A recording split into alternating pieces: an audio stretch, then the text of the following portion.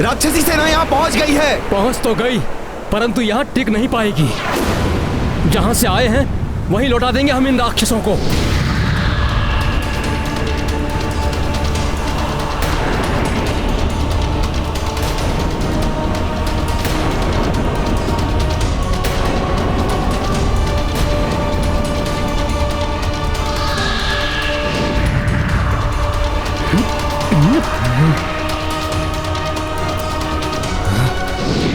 रुकिए, हम पर वार मत कीजिए, हम युद्ध करने नहीं आए हैं। मात्र 5 राक्षस हैं, शत्रु नहीं, मित्र हैं हम। प्रभु श्री राम की शरण में आए हैं।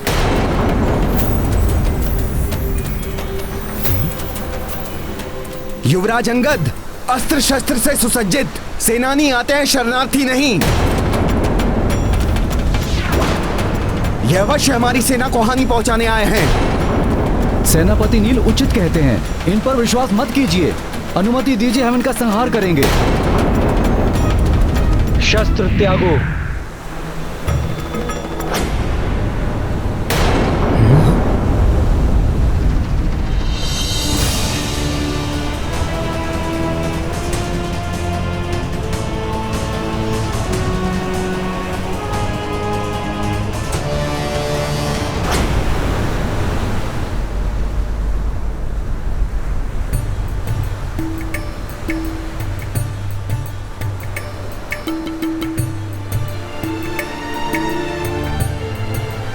प्रणाम प्रभु श्री राम।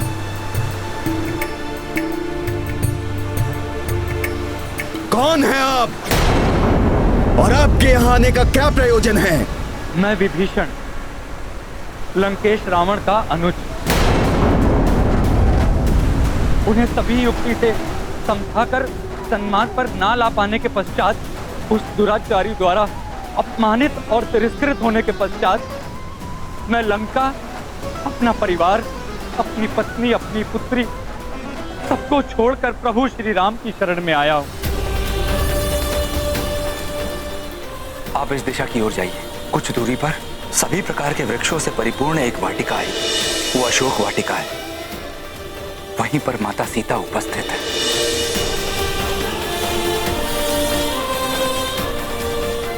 प्रभु, रावण के मायावी राक्षस का भेद भी तो यही जानते हैं। प्रभु, इन्हें अपने शिविर में प्रवेश मत दीजिए, लौटा दीजिए इन्हें। हे सेना प्रमुख, आप सब भी अपना सुझाव दे दीजिए। हे प्रभु श्री राम, तीनों लोगों की किसी भी घटना से अनभिज्ञ नहीं है आप, परंतु हमारा सम्मान रखने के लिए हमारा मत पूछकर आप हमें कृतार्थ कर रहे हैं। प्रभु, मेरे विचार से रावण के किसी भी राक्षस का हम तब तक विश्वास नहीं कर सकते जब तक वो अपना सत्य प्रमाणित ना कर दे। युद्ध के इतने निकट जब हमारी सेना लंका के इतने समीप आ चुकी है, रावण के राक्षसों का यहाँ आना अत्यंत संदेहास्पद है। प्रभु,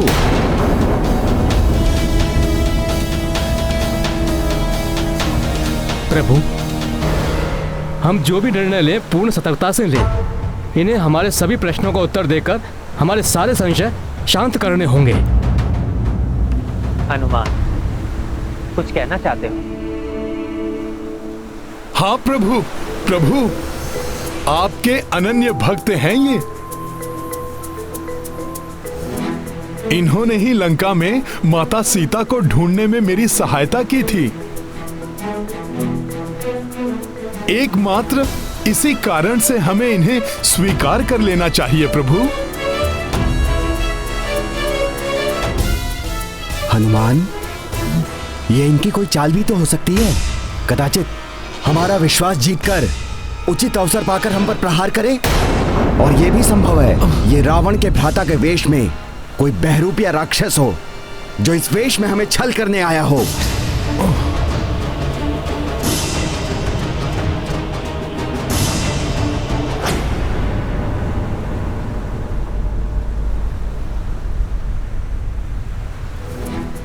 महाराज सुग्रीव, इनके नेत्रों में मुझे प्रभु श्री राम की भक्ति स्पष्ट दिखाई दे रही है। राक्षस वेश बदल सकते हैं, परंतु अपनी प्रवृत्ति, अपना मन नहीं। मुझे विश्वास है इनका मन प्रभु श्री राम की भक्ति में लीन है। प्रभु, मुझे जो कहना था मैं कह चुका। अब आप निर्णय लीजिए और हमें निर्देश दीजिए कि हम क्या करें।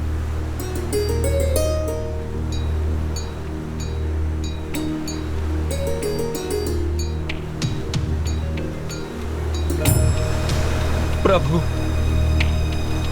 ये सत्य है, मेरा जन्म राक्षस कुल में हुआ, किंतु मैंने सदैव ही धर्म का पालन किया है। लंका में धर्मचित आचरण करने वाले की वही स्थिति होती है जो दांतों के बीच जिह्वा की।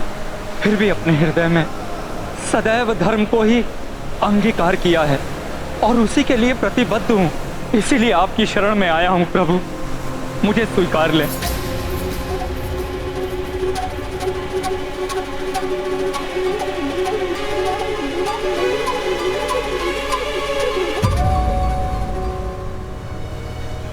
शरणागत को लौटाना भी अधर्म है।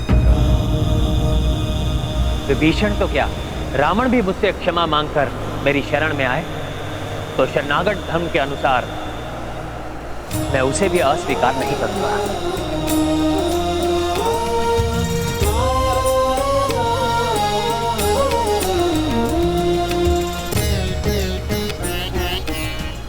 अपनी शरण में लेने के लिए धन्यवाद प्रभु। राम राम राम श्री राम राम राम राम राम राम श्री हे प्रभु, हे दयानिधि, मुझे क्षमा कर। माता सीता को मुक्त कराकर आपके पास लाने की आपकी सहायता नहीं कर सका मैं। अपने भ्राता लंकेश को धर्म के पथ पर नहीं ला सका मैं। धिक्कार है मुझ अधम राक्षस पर।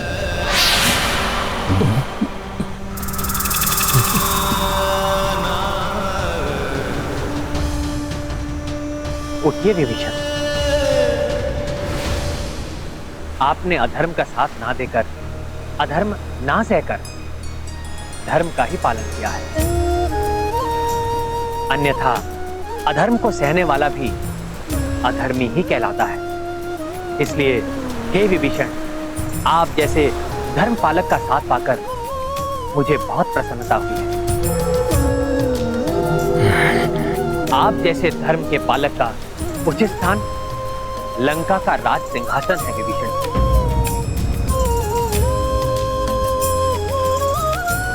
इसलिए इस युद्ध से पूर्व ही मैं आपका राज्य अभिषेक कर आपको लंका का राजा घोषित करूंगा।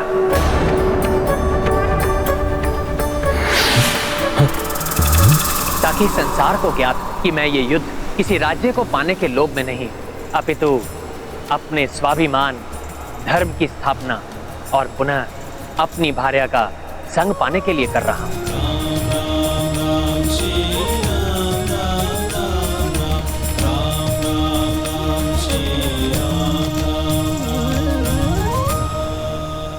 आपने तो मुझे धर्म का सच्चा योद्धा बना दिया प्रभु। मेरा मनोबल ऊंचा कर दिया प्रभु।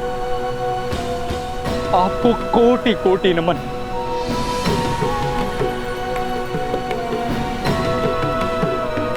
सियावर रामचंद्र की, प्रभु श्री राम की, शरणागत वत्सल प्रभु श्री राम की।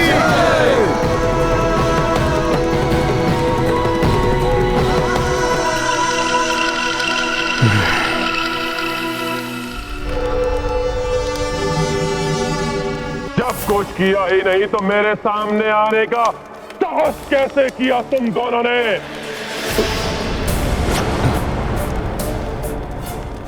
महाराज, आप तक एक आवश्यक सूचना पहुंचानी थी। हाँ महाराज, आपके अनुज, आपके शत्रु उस वनवासी से मिल गए हैं। उसकी शरण में चले गए हैं आपके भ्राता विभीषण।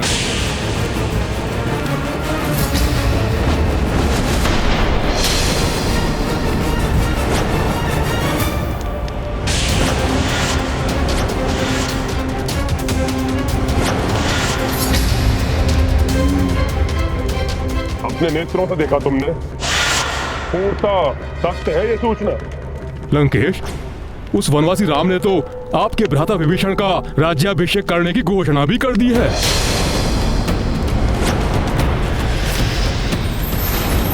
और जिसकी व्यवस्था का कार्यभार उसने उस दुष्ट वानर को सौंपा है। हाँ महाराज। हनुमान, प्रभु, आज्ञा प्रभु। राज्याभिषेक के लिए 7 सागर का जल चाहिए होगा। उसके प्रभाव लंका में महाराज विभीषण के अधीन सफल और दीर्घकालिक राज्य स्थापित होगा। जो आज्ञा प्रभु, मैं अभी जाकर ले आता हूँ। परंतु राज्य अभिषेक तो मात्र अमृत मुहूर्त में प्रारंभ होना चाहिए, जिसमें एक ही प्रहर शेष है। तुम्हें शीघ्रता करनी होगी हनुमान। चिंता मत कीजिए मामा, ये कार्य तो मैं पूर्व में भी कर चुका हूँ।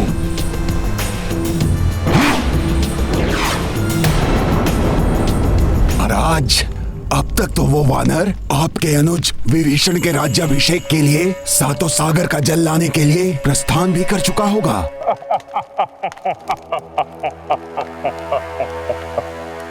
कितना हास्यास्पद है ये! राज्यहीन राजा बनेगा विभीषण।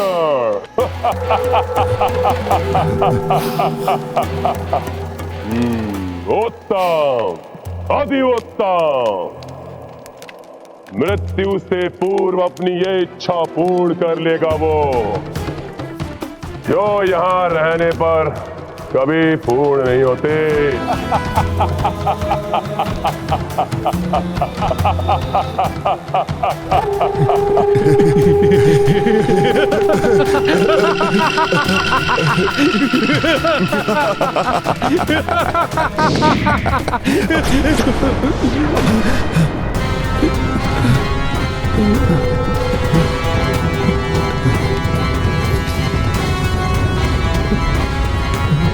तुम दोनों अपना कार्य करो, अन्यथा।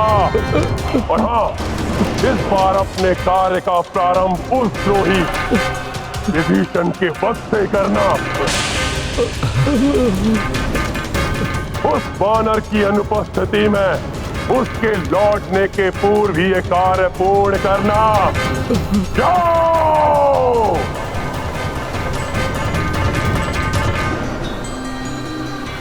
आपके राज्य अभिषेक की प्रक्रिया शीघ्र ही आरंभ होगी महाराज विभीषण।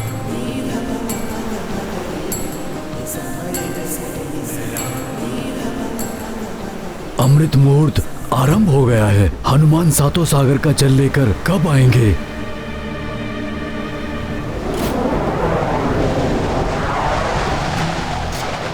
मुझे शीघ्र ही 7 सागर का जल लेकर लौटना होगा।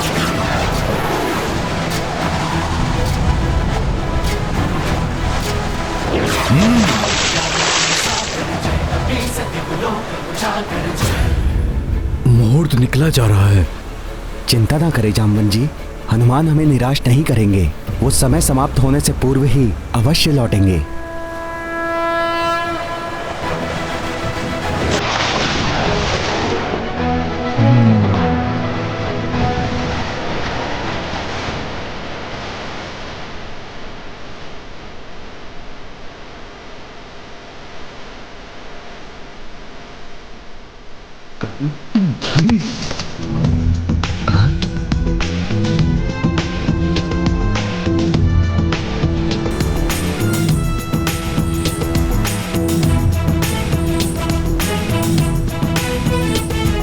संकट मोचन महाबली हनुमान की जय। महाबली हनुमान की जय। संकट मोचन महाबली हनुमान की जय। संकट मोचन महाबली हनुमान की जय। संकट मोचन महाबली हनुमान। अरे अरे सत्यानाश, ये वानर तो हमारे यहाँ पहुँचने के पूर्व ही लौट आया।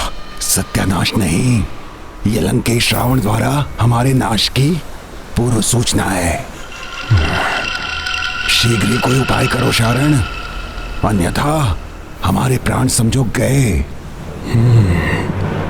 प्रभु, समय आ गया है विभीषण जी के राज्याभिषेक करने का।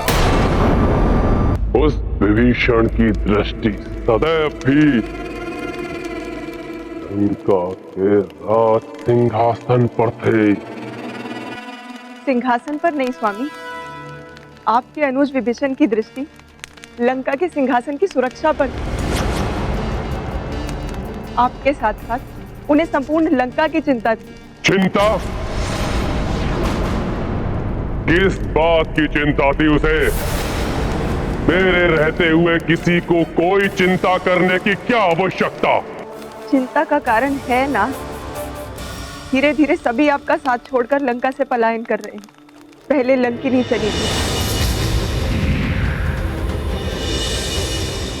लंका की सुरक्षा करने वाली देवी चली गई,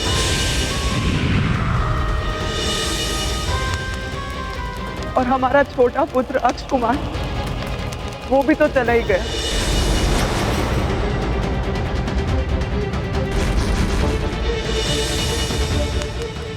माता केकसी चली गई। जिस माँ की आज्ञा की तुम अवमानना कर रहे हो, माँ का लंका में रहने का कोई औचित्य ही नहीं।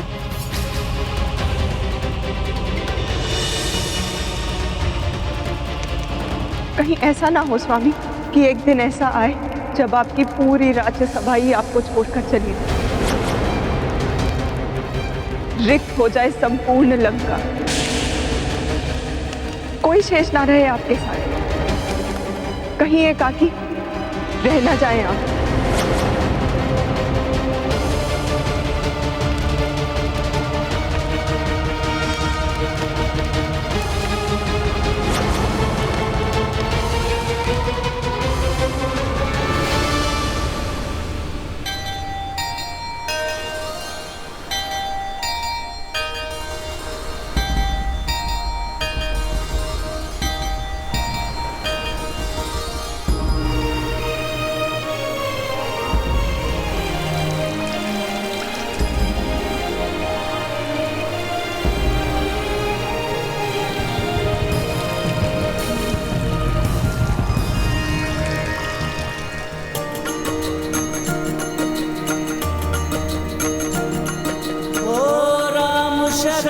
विभीषण चली आए,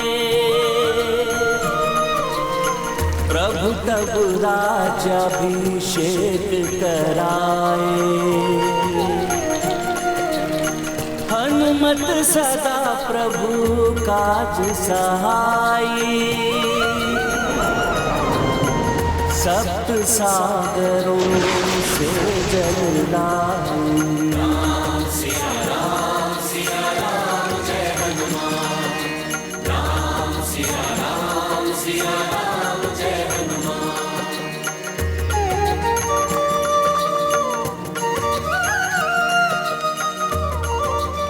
वो रहता यहाँ था, परंतु उसकी आस्था वहां।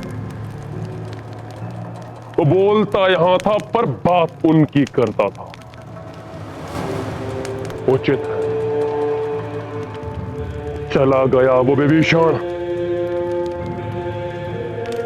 सुई की नोक के समान उसके पास राज्य नहीं है, और राज्य अभिषेक करा रहा है वो अपना।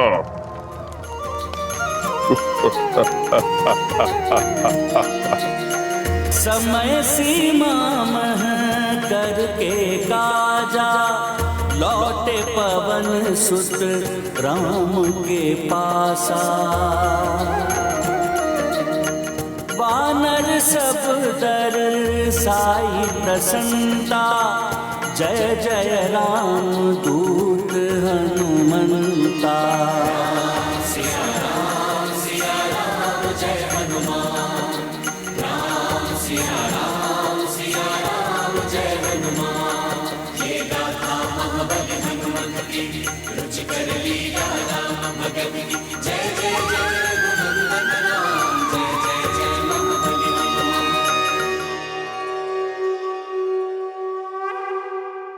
बिना राज्य का राजा बनेगा वो महाराज विभीषण, लंकेश विभीषण।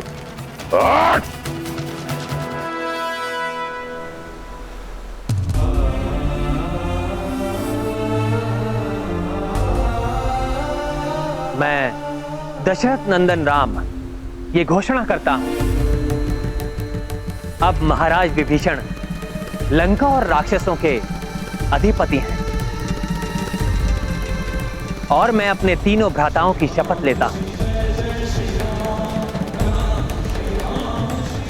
युद्ध में रावण एवं उसके अधर्म कर्म में सम्मिलित उसके संबंधियों का वध किए बिना मैं अयोध्या में प्रवेश नहीं करूंगा। ऐसा कभी नहीं होगा। लंकेश रावण था, रावण है और रावण ही रहेगा।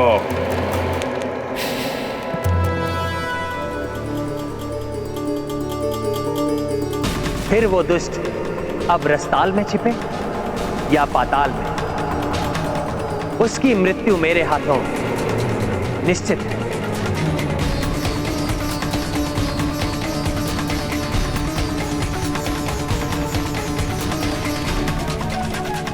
विभीषण जी के यहाँ आने का प्रमाण है, राक्षसों अब तुम्हारे संपूर्ण कुल का अंत निकट है। सियावर रामचंद्र की जय! सियावर रामचंद्र की जय! सियावर रामचंद्र की जय!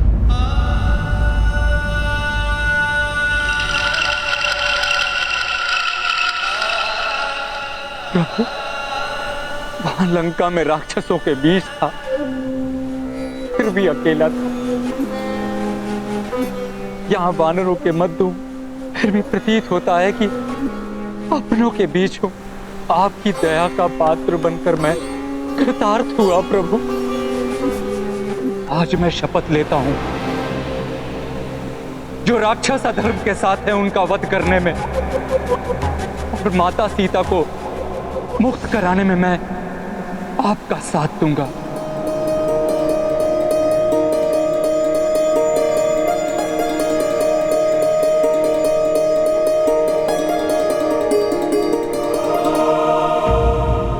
महाराज विभीषण, इस सागर को पार कर लंका के उस ओर जाने का कोई मार्ग सुझाइए।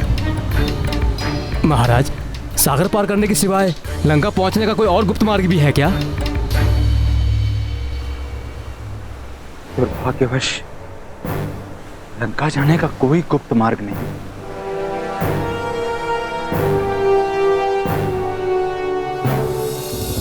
सर्वप्रथम तो वे वानर लंका में प्रवेश ही नहीं कर सकेंगे, और यदि वे प्रवेश कर भी गए तो कदापि मेरे अस्त्रों के सामने नहीं टिक सकेंगे, कदापि नहीं।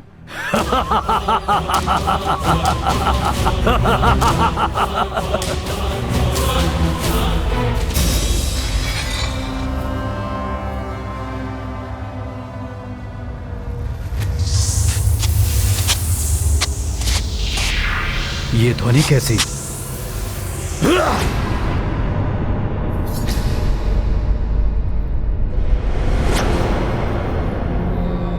प्रणाम पिताश्री, क्षमा चाहता हूं, मुझे लगा कोई शत्रु है। क्षमा मांगने की कोई आवश्यकता नहीं पुत्र, मैं तुम्हारी सतर्कता देख अत्यंत प्रसन्न हूं।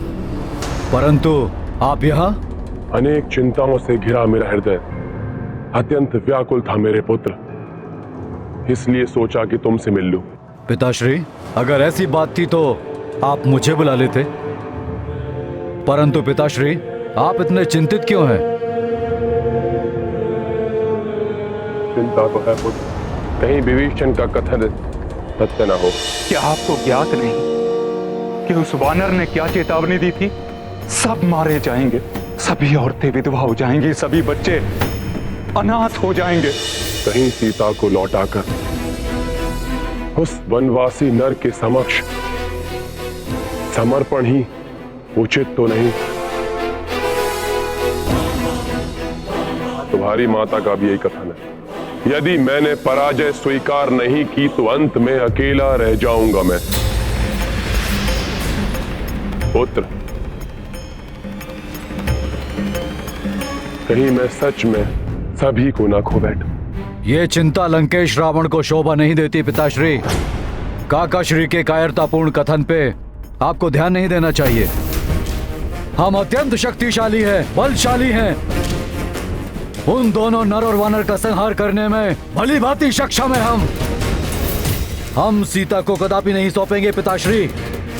वो युद्ध चाहते हैं तो हम युद्ध करेंगे। उनकी संपूर्ण सेना को धूल धूसरित करके रख देंगे हम। तो फिर हम लंका कैसे पहुंचेंगे? रावण की सेना से युद्ध करके माता सीता को कैसे लेकर आएंगे? एक सुझाव है मेरे पास।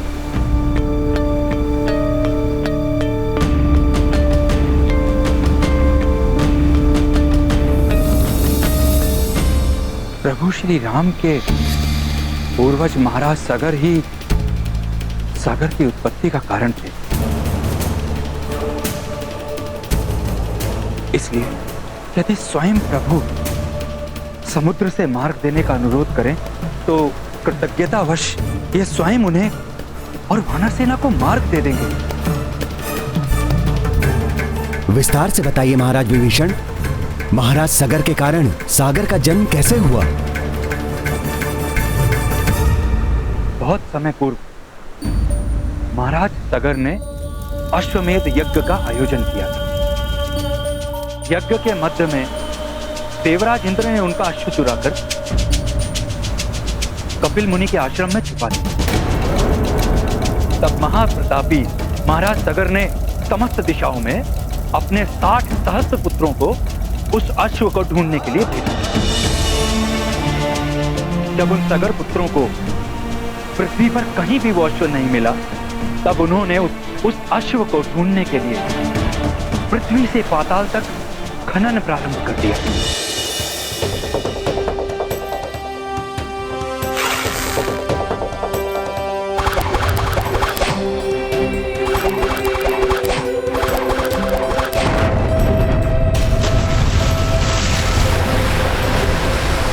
उस समय जो विशाल गड्ढे बने उन्हीं में बाद में जल भर गया। इस प्रकार आपके पूर्वज सगर पुत्रों के श्रम से ही सागर का जन्म हुआ। इसलिए कृतज्ञ सागर आपके आदेश का मान रखकर आपको लंका जाने का मार्ग अवश्य देंगे। यदि वो वानर सेना लंका में प्रवेश कर भी गई तब भी विजय हमें ही प्राप्त होगी। इंद्र को जीता है मैंने, देवताओं को धूल चटाई है, ब्रह्मा से ब्रह्मास्त्र प्राप्त किया है मैंने।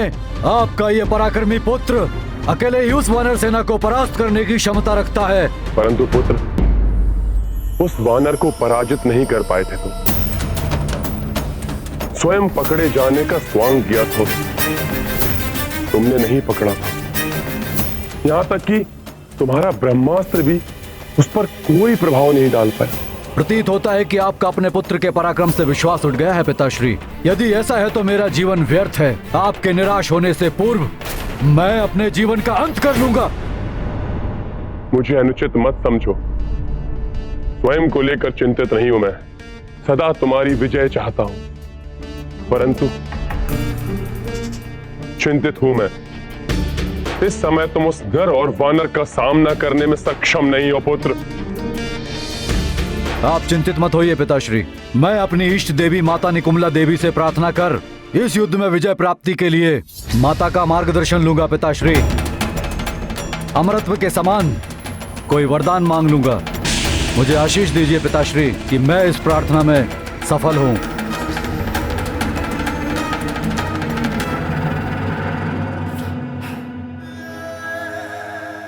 मेरा आशीर्वाद सदा तुम्हारे साथ है पुत्र।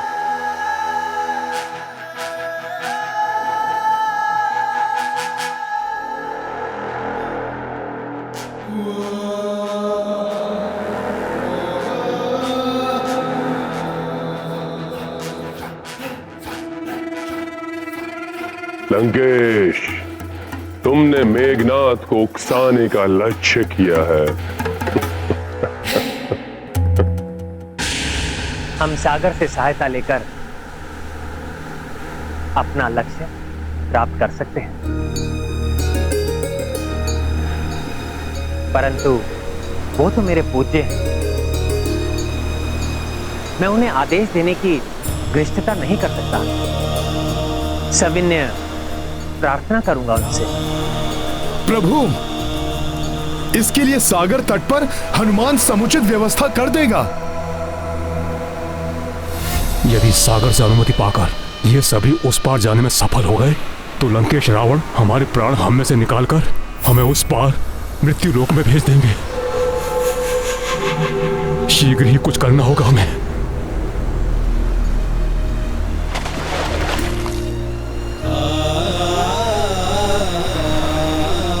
हे महाविशाल समुद्र देव, मैं सगर वंशज दशरथ पुत्र राम आपकी शरण में आया हूं। मेरे पूर्वज महाराज सगर के द्वारा आपकी उत्पत्ति हुई। आज उन्हीं सगर का रघुकुल विपत्ति में है, जिससे हमें आप ही उबार सकते हैं। हमें अपने जल के मध्य से लंका जाने का मार्ग देने की कृपा करें। आपको प्रसन्न करने के लिए मैं अभी इसी क्षण से अन्न और जल का परित्याग कर आपके द्वारा मेरी प्रार्थना स्वीकार करने तक मैं यहीं स्थित रहूंगा।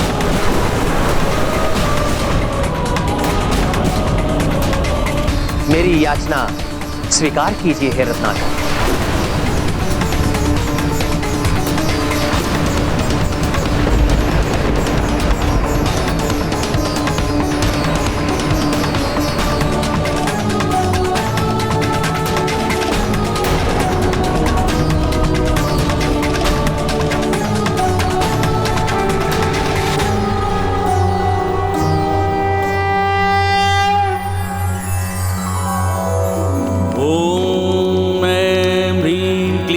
चामुंडाय विच्चे ओम ग्लौं हुं क्लीं जूं सः ज्वालाय ज्वालाय ज्वल ज्वल प्रज्वल प्रज्वल ऐं ह्रीं क्लीं चामुंडाय विच्चे ज्वल हम सं लं छं फट् स्वाहा।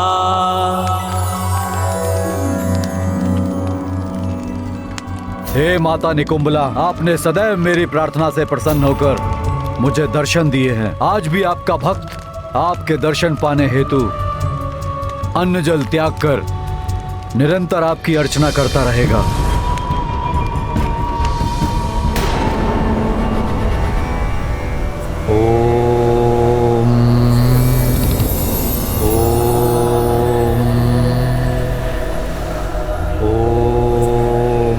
यदि राम या सुग्रीव इस वानर से दूर चले जाएं और एकांत में मिल जाए तो मैं अवश्य अपना प्रभाव दिखा सकूंगा। हाँ, ऐसे में जब प्रभु अत्यंत महत्वपूर्ण उपासना में रत हैं, असुरी शक्तियां शांत नहीं बैठेंगी। वो अवश्य ही कोई व्यवधान डालने का प्रयास करेंगी। आसुरी शक्तियां कुछ भी कर लें, परंतु हनुमान भी अपनी विशाल सेना के साथ चहुं दिशाओं में प्रभु की सुरक्षा की व्यवस्था कर देगा। जय श्री राम।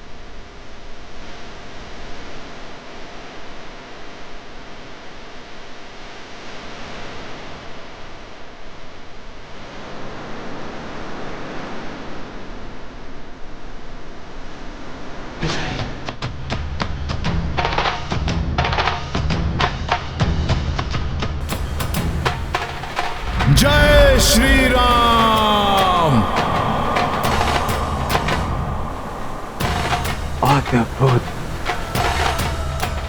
पंचरूपी हनुमान ने पांचों दिशाओं से प्रभु और उनकी आराधना को सुरक्षित कर दिया है।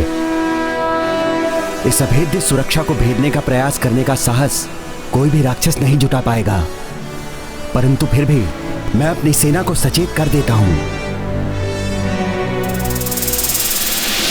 ये दुष्ट मायावी वानर तो हमारे मार्ग में कठिनाइयां उत्पन्न कर रहा है। देखा, मिल गया अवसर। वानरराज सुग्रीव एकाकी ही इस मायावी से दूर जा रहे हैं। अब मिलेगा सुख शुभ को।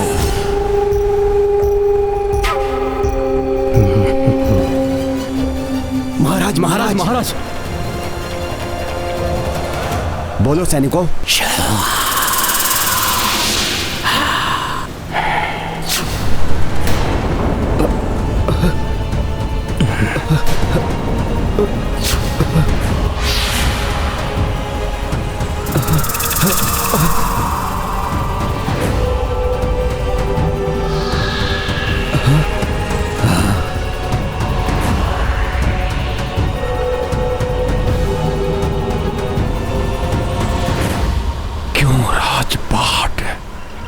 शोक और समस्त ऐश्वर्य को त्याग कर व्यर्थ ही यहां भटक रहे हैं आप। इस वनवासी का साथ देकर क्या प्राप्त होगा आपको वानर राज? बताइए, क्या प्राप्त होगा आपको? क्यों अपने जीवन और सेना को संकट में डाल रहे हैं आप? तो कहिए वानर राज, अब क्या करेंगे आप? मैं उस वनवासी राम का साथ नहीं दूंगा।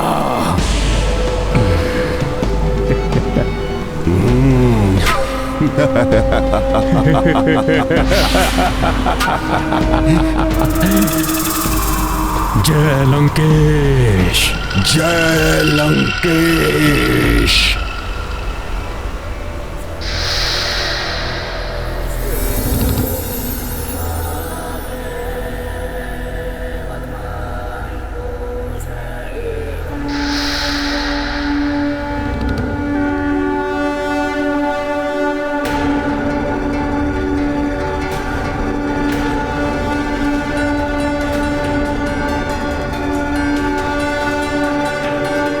ये अकस्मात क्या हो गया महाराज सुग्रीव को? ये महाराज सुग्रीव संपूर्ण वानर सेना को क्यों एकत्रित कर रहे हैं?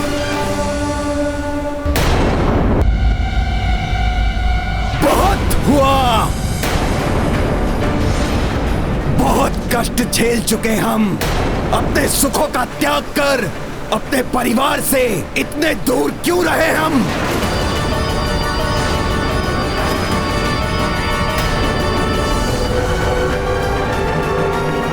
किसी दूसरे के कार्य को पूर्ण करने के लिए अपना समय और शक्ति व्यर्थ गंवाए। और वैसे भी नर और वानर का कहां कोई मेल है? इनके कार्यों को पूर्ण करने के लिए क्यों हम अपने प्राणों की आहुति दें?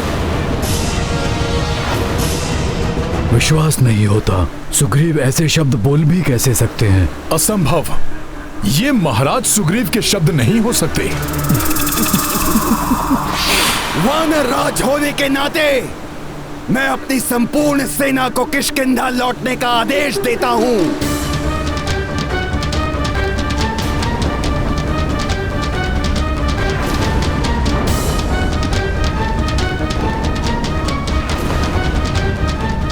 महाराज सुग्रीव, आप ये क्या कह रहे हैं? मैं वही कह रहा हूं रीछराज जामवंत जी, जो आपने सुना है। मेरा सुझाव है, आप भी मेरे साथ लौट चलिए। महाराज, अग्नि की शपथ लेकर प्रभु श्री राम का साथ देने का प्रण लिया है आपने, उसे कैसे भुला सकते हैं आप? अपनी शपथ ही भूले हैं महाराज सुग्रीव। या ये भी भूल गए कि आपके अग्रज वाली का वध कर प्रभु श्री राम ने ही आपके प्राणों की रक्षा की थी और आपको महाराज की उपाधि दिलवाई थी? कृतज्ञ नहीं हूं मैं। हाँ।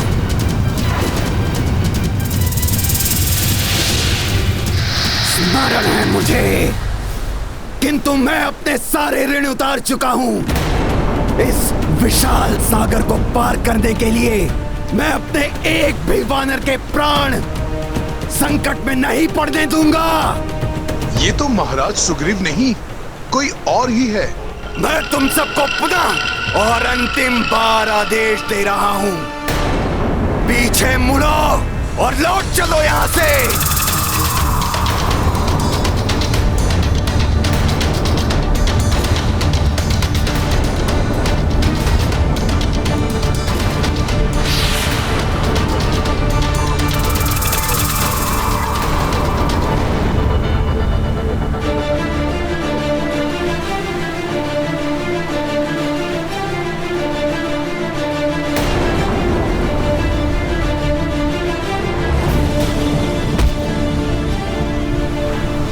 लौटना होगा।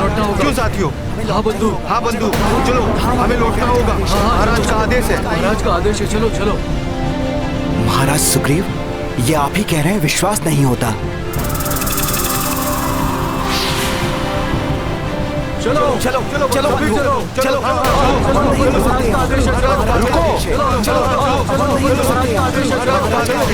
चलो। रुकिए रुकिए वानर मित्रों, रुकिए, आप सब ऐसे मत जाइए, रुकिए।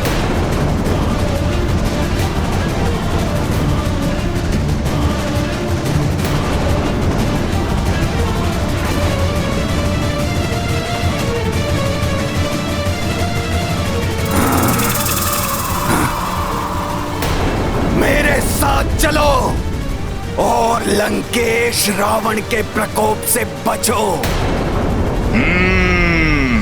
ये अवश्य रावण की ही कोई चाल है। यदि महाराज सुग्रीव ने यहां से प्रस्थान किया तो मुझे कुछ तो करना होगा, किंतु यहां से जा भी तो नहीं सकता मैं। क्या करूं मैं? चलो।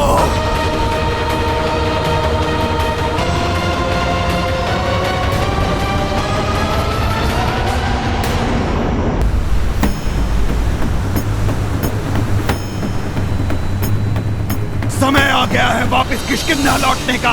चलो वानर वीरों, आगे बढ़ो। चलो वानर वीरों, चलो आगे बढ़ो। कुछ तो करना होगा, किंतु यहां से जा भी नहीं सकता मैं। क्या करूं मैं? किसी ने महाराज सुग्रीव की मति को फेर दिया है। अवश्य ही किसी आसुरी माया के प्रभाव में है महाराज।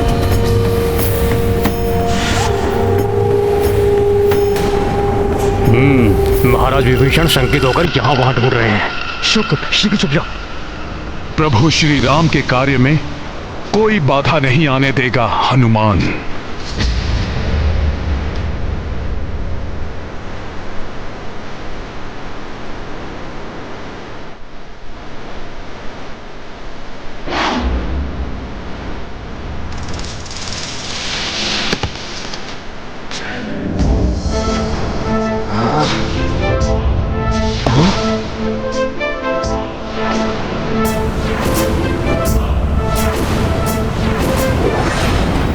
हनुमान, हट जाओ मेरे मार्ग से। इस आसुरी माया के प्रभाव को नष्ट करने के लिए मुझे योग विद्या का सहारा लेना होगा।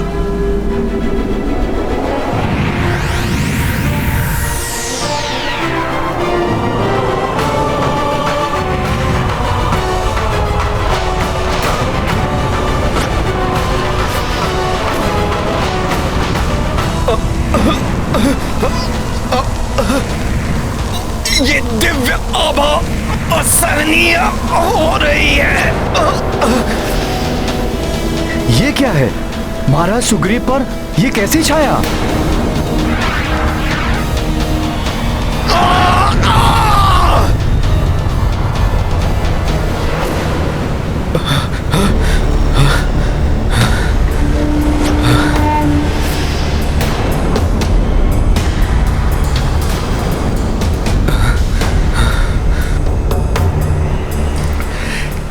गया था मुझे। इस दुष्ट वानर के तेज के समक्ष मेरा सम्मान प्रभाव कम हो गया है।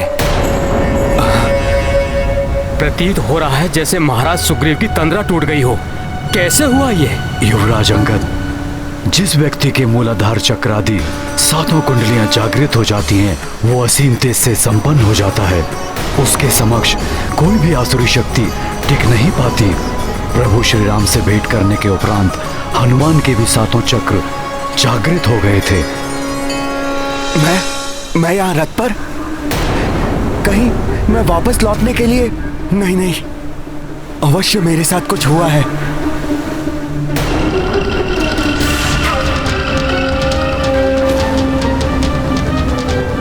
दोनों वही राक्षस हैं जो वानर का रूप धारण किए हुए हैं। इन्हीं की आसुरी शक्तियों के कारण महाराज सुग्रीव आप सम्मोहित हुए थे।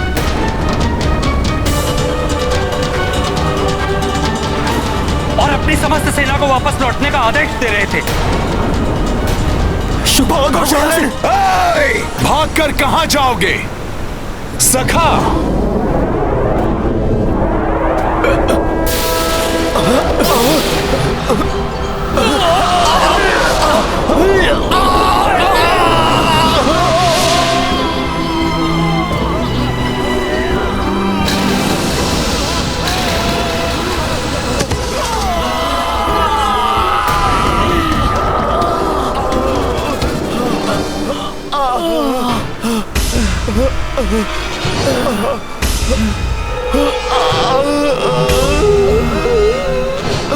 मुझे सम्मोहित करने का दुस्साहस किया तुम दोनों ने।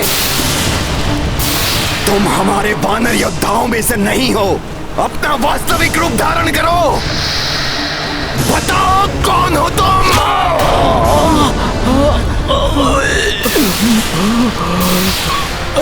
मेरे समक्ष तुम्हारी माया नहीं चलेगी। बताओ कौन हो तुम?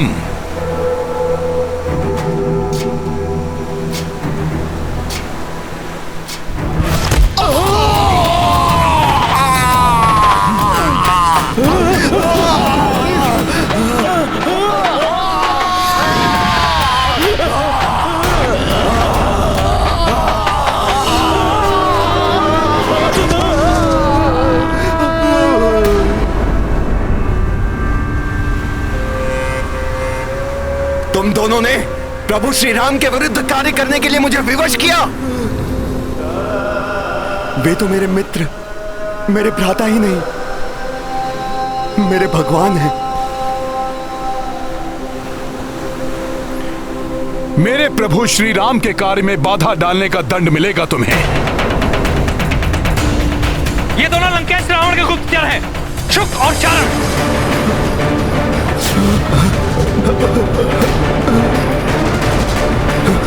इन दुष्टों को यही दंडित कीजिए। मार दो इन्हें। इन दुष्टों को यही दंडित कीजिए।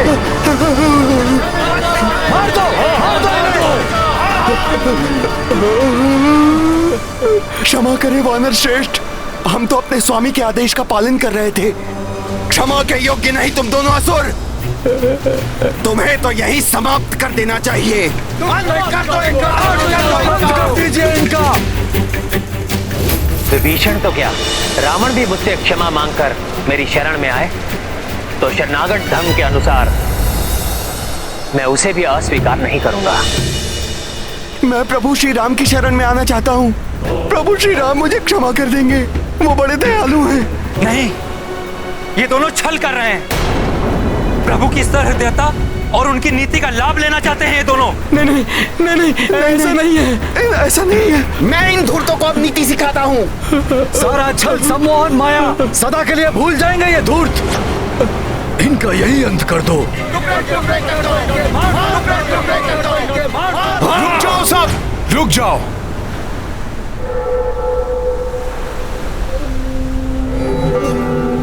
ये प्रभु श्री राम की शरण मांग रहे हैं।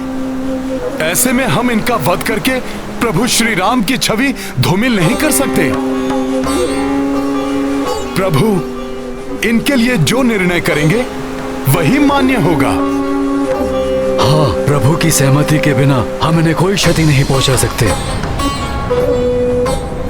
प्रभु श्री राम तो पूजा में लीन हैं। लक्ष्मण भैया, अब आप ही बताइए, इन दुष्टों के साथ क्या करना है? हनुमान जी उचित कह रहे हैं। जब भैया श्री राम की पूजा और ध्यान संपन्न हो जाएगा, समुद्र देव प्रसन्न होकर हमें लंका तक जाने का मार्ग दे देंगे, तब भैया श्री राम ही इन दोनों के भाग्य का निर्णय करेंगे। तब तक इन दोनों को कड़ी निगरानी में रखना होगा।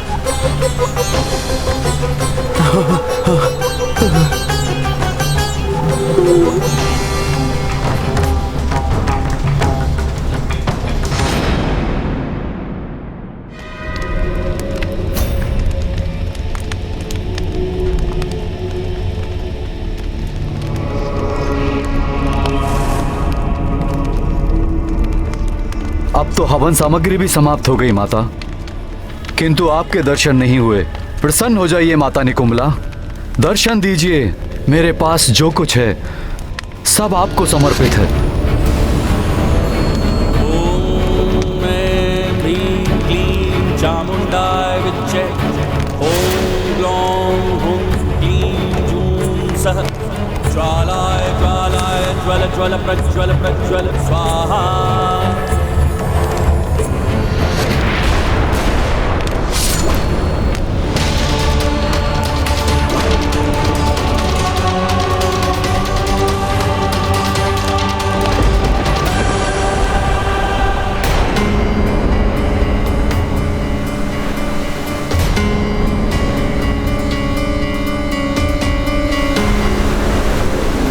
हनुमान जी, भैया श्री राम की पूजा अपने चरम पर पहुंच रही है, किंतु समुद्र देव पर इसका कोई भी प्रभाव होता दिखाई नहीं दे रहा। मैं भी यही सोच रहा हूं भ्राता लक्ष्मण। अभी तक समुद्र देव ने दर्शन क्यों नहीं दिए? माता निकुंभला, आपको दर्शन देना ही होगा, अन्यथा आपके इस भक्त का मात्र जीवन शेष बचा है। इसे भी आपको अर्पित किए देता हूं।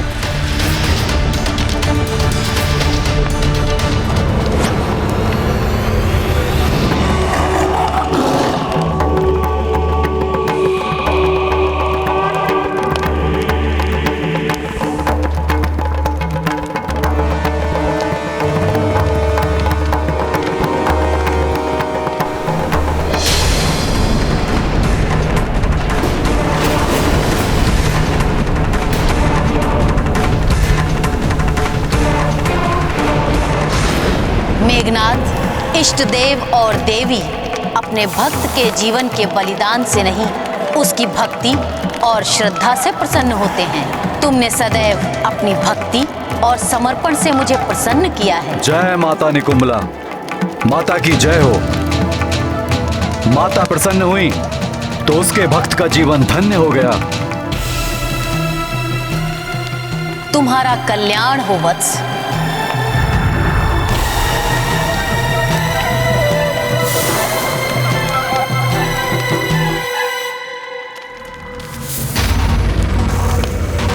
इस बार तुमने विशेष रूप से उग्र पूजा की है मेघनाथ।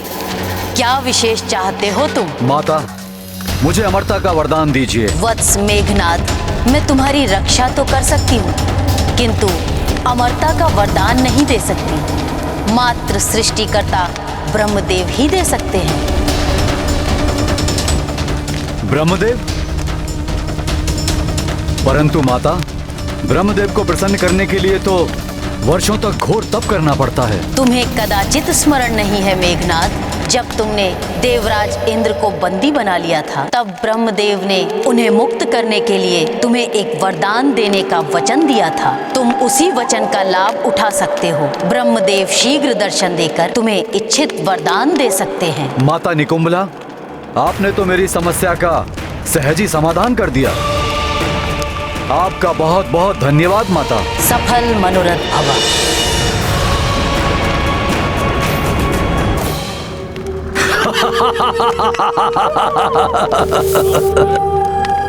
ब्रह्मदेव, ब्रह्मदेव का आवाहन नहीं करूंगा मैं स्वयं ब्रह्मलोक जाऊंगा और ब्रह्मदेव को अपने वचन के अनुसार मेरा इच्छित वर देना ही होगा।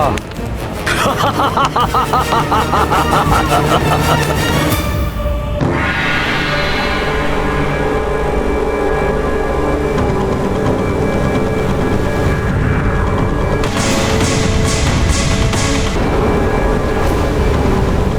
आपका वियोग मैं एक माह से अधिक नहीं सह सकूंगी। यदि उसके पश्चात मुझे आपके दर्शन ना हुए तो मैं अपने प्राण त्याग दूंगी।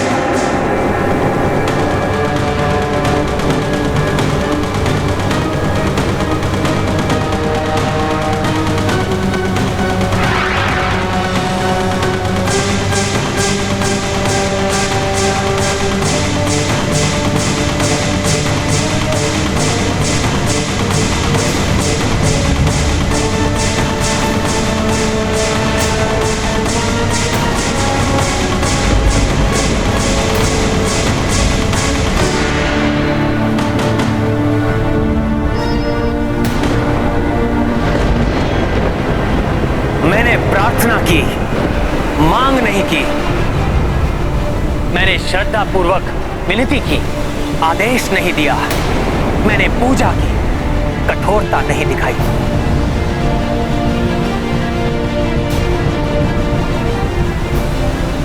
इसीलिए उपेक्षा की है सागर ने मेरी आराधना की।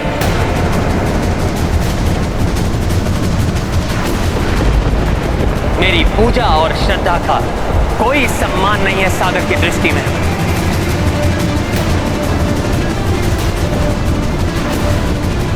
यहां पर उपस्थित वृक्ष, वानर, पक्षी, वृक्ष, आकाश में उपस्थित वो मेघ, सब साक्षी हैं राम की आराधना के।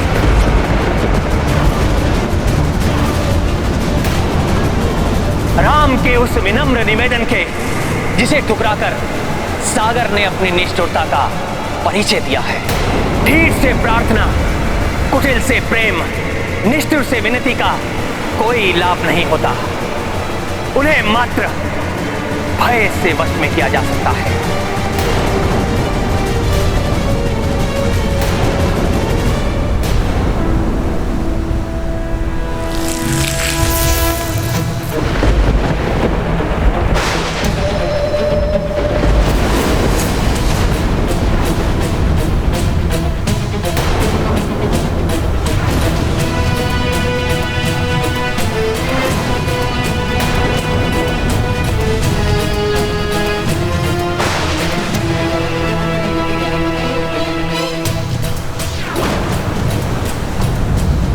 आज तक इस जगत ने राम की उदारता देखी है, अब ये निष्ठुर सागर देखेगा राम का कोप। सत्य है सागर, भय बिनु हो ही न पीती।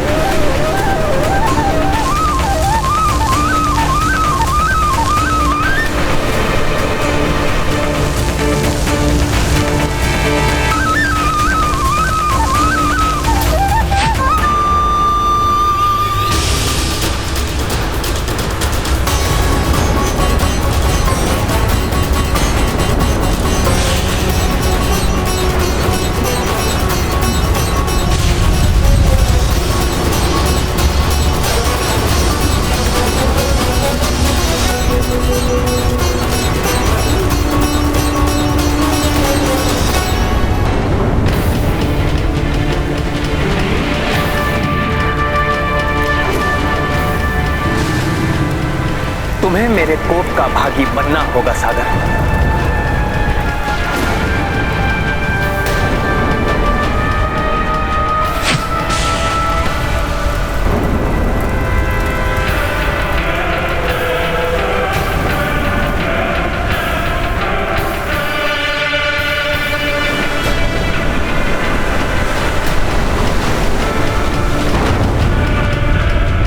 हे निष्ठुर सागर, बहुत घमंड है ना तुम्हें अपनी इस विशालता पर।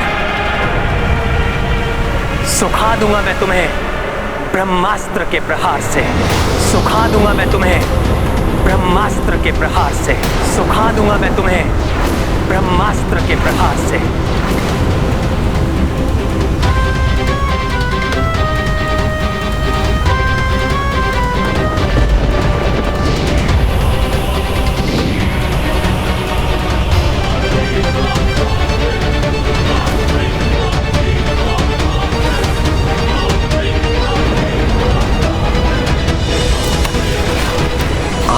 सफल हो।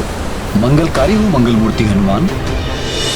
समुद्र देव ने तो मुझे प्रभु के कार्य में सफलता का आशीर्वाद दिया था, किंतु ये तो अनर्थ होने जा रहा है। क्या करूं मैं? कैसे रोकूं प्रभु को?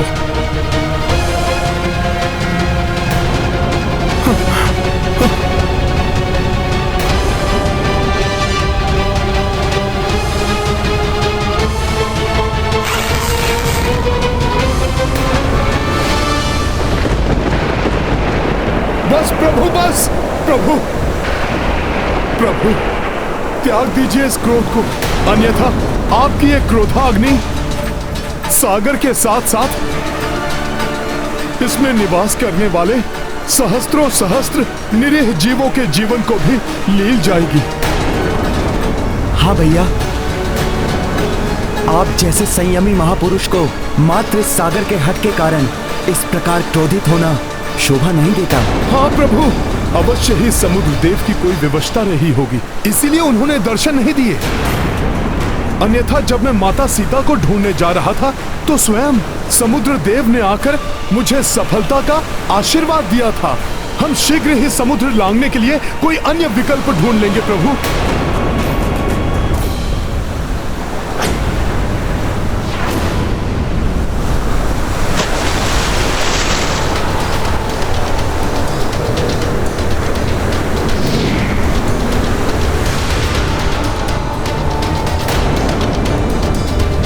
प्रभु क्षमा। हे दया के सागर, हे करुणा निधान, विलंब से उपस्थित होने के लिए मैं क्षमा प्रार्थी हूँ। आपको तो ज्ञात ही है कि प्राकृतिक स्वभाव के अनुसार कोई सागर को लांघ नहीं सकता, किंतु आप समुद्र को लांघे जाने के लिए समुद्र को मार्ग देने का आग्रह कर रहे थे।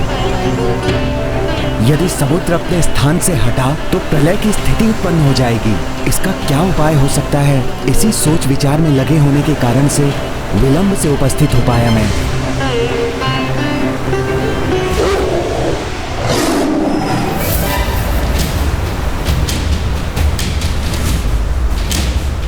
ब्रह्मदेव, आप मुझे दिए हुए वचन के ऋणी हैं और उस ऋण को उतारने के लिए आपको दर्शन देना ही होगा।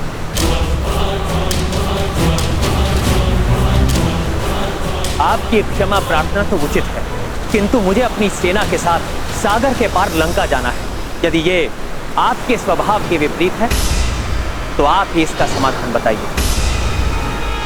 समाधान तो आप साथ ही लेकर आए हैं प्रभु।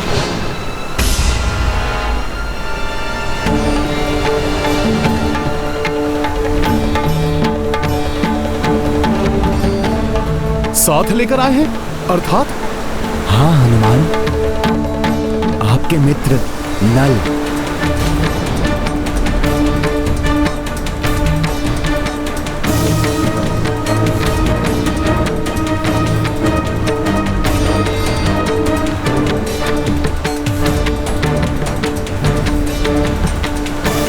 नल का जन्म देव शिल्पी विश्वकर्मा के अंश से हुआ है, इसलिए ये शिल्प कौशल में देव शिल्पी विश्वकर्मा के समान ही हैं।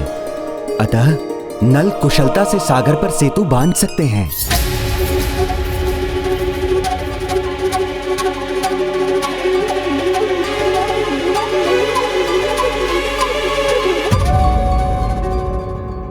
प्रत्येक समस्या का समाधान होता है, केवल धैर्य और सही सलाह की आवश्यकता होती है।